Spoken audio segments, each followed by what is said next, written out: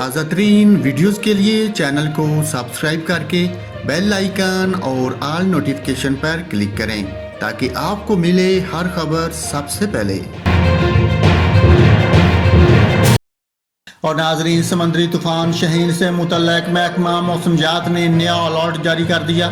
محکمہ موسمیات کے مطابق بحیرہ عرب میں شدید سمندری طوفان کراچی کے مغرب سے 470 کلومیٹر دور ہے۔